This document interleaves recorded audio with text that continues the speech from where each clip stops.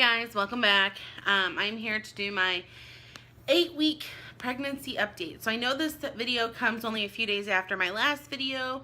That's because I realized when making my last video that making the videos for the week after the week was already over was nearly impossible. My weeks were bleeding together really badly.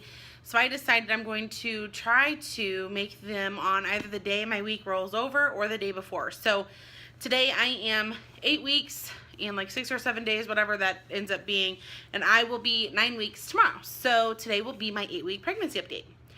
As far as symptoms, everything is about the same. I am still very winded all the time. As you can tell from my videos, I'm sure just the increase in breath has been a lot of my videos. My nausea has definitely kicked into high gear this last week. So I am sick like 90% of the day. For the most part, it's fine. It doesn't bother me too much. It's just hard because what happens is I know that when I eat, so even if I eat something small like a cheese stick or something like that, it goes away temporarily, but it comes back pretty quickly. So I feel like I'm constantly eating all day to help with that. And I don't want to be gaining weight from stupid stuff like that. So I'm trying to find a way to manage, you know, what I'm eating, how much I'm eating, and the nausea all together. Plus, I don't want to gain a lot of weight during pregnancy since I'm already plus size anyway. So hopefully that will work out. Otherwise, all the symptoms have been about the same. You know, I'm still tired all the time. I still want to sleep a lot. I still have, heartburn here and there, but I really don't think that's from the pregnancy. I think that just might be from the things I eat. But otherwise, everything's about the same. There is one symptom, though, that I did not mention in previous videos that started almost immediately, and that is my incredible dry red skin. So I already have very mild rosacea on my cheeks, and sometimes like right here on my face, this will get really dry and red. So like this area between my nose and my cheeks. Ever since literally I found out I was pregnant, here, kind of like that whole T-zone they normally say right here, has been nothing but red and dry. I usually use everyday Clinique lotion. I can't remember what it's called, but the Clinique little yellow lotion that works really well, the gel, the moisturizing gel, and I love it. I've actually been using it almost twice a day now and some days because my face actually gets so dry that it like crusts here. I know that's gross, but that's how dry my skin's been. So I don't know if that's a result of pregnancy or not. I have not been broken out or anything the last week. It's just been pretty much that. So other than that, my highlight of this last week was definitely our 8-week appointment with my OB. So I think I told some of you in previous videos when we first started this process that I would not be going back to the OB that I went to before. She has a big office and it's growing very rapidly. She's very nice, but because of all of the facets of her office, I very rarely ever even see her. I always end up seeing someone else, like another one of the doctors, another one of the nurse practitioners, even when I make my appointment with her. I don't want to say that I'm a needy patient, but I really am. And so I don't want to work with somebody that's not going to be as committed to this pregnancy being successful as I am, and who's not going to support the decisions that I have. And when you're working with 3 or so different doctors, there's no way to know that the doctor that's going to deliver you is supportive of that. So as I think I've talked about in other videos, I'm sorry, I keep looking out the window, I hear a lot of background noise.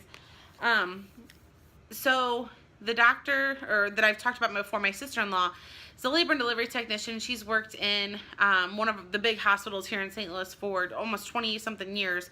She's incredibly knowledgeable. She knows everything there is to know about delivering a baby, and she has recommended just a handful of doctors that she really likes as far as things like their C-section rates, complication rates, and just the way that they handle their patients.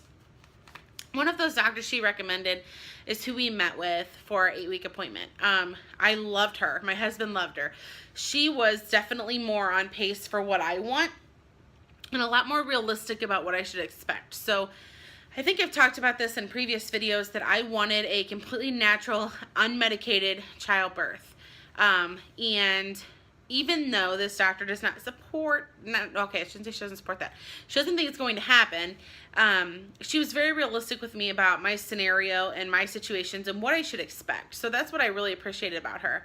A lot of people have just said, you know, you're crazy. That's not going to happen. You shouldn't even try to do that. It's stupid, whatever. But I really liked that this doctor said, okay, so why is that important to you? And when I told her that I absolutely did not want to be induced with Pitocin, and I just don't like the way that it basically just makes the placenta just bump the cervix, even when the cervix not dilated. We talked through more of like, what are my absolute no's and what am I okay with? And I've come to terms with the fact that I will most likely have a C-section for a couple different reasons. So it's not necessarily by choice, a little bit more by necessity. Because I am an IVF pregnancy, she does classify me not as high risk, but more of like a medium risk pregnancy where I need a little bit more one-on-one attention, but that it doesn't really have high risk for the baby. So that was nice. But because of my borderline hypertension, I am at high risk for preeclampsia. Preeclampsia can definitely cause issues and will almost always prevent that natural childbirth, because once preeclampsia gets to a certain point, you have to deliver. And so my goal is hopefully just to make it long enough that the baby will be okay, like 37, 38, 39 weeks, to where I won't have to worry about the preeclampsia being a huge issue. So we are going to go back and see her again on our 10-week and then again on our 12-week. Then we will go every 4 weeks for a few months. So she wants to just keep a closer eye on the preeclampsia. She does not want me to gain weight. She said 5 pounds or less is our goal. I would be totally fine with that if I didn't feel like I need to eat every 5 seconds to not be sick. So I'm really struggling with that. The only kind of food I want, fatty, greasy, like Chinese food, pizza, fast food, cheeseburgers, just junk. That's what I want, because that's all that sounds good to me.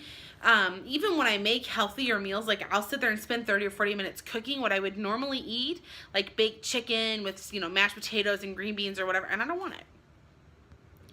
Sorry about that. That was my husband coming back from his run. And then he made me forget what I was talking about. Anyway, so we will go back and see her at 10 weeks. So we did get to see the baby again at 8 weeks.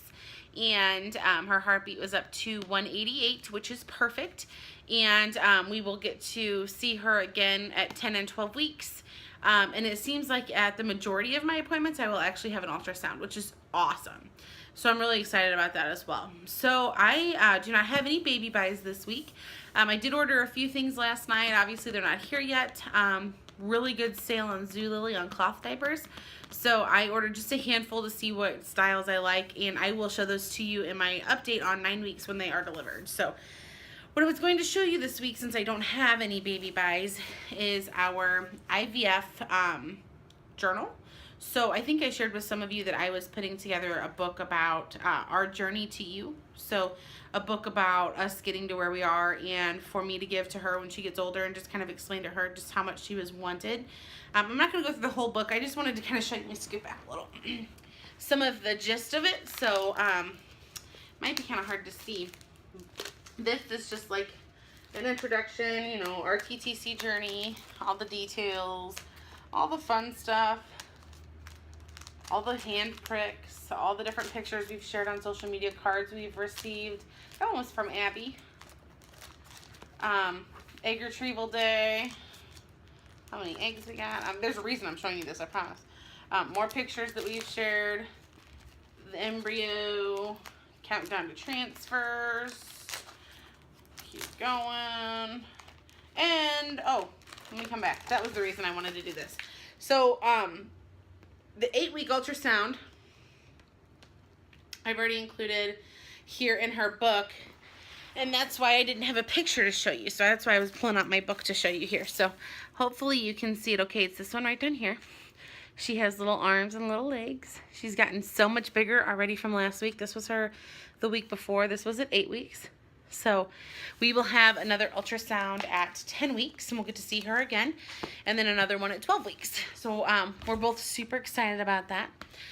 But other than that, not too much is going on. I'm really excited this weekend to head up to Iowa for Paula's baby shower for her little girl, and to hopefully keep working on a few more designs for my Etsy shop, which I'll link below if you want to check it out. So between now and then, I will give you guys an update next week for our 9-week update, and I'll talk to you guys soon. Bye.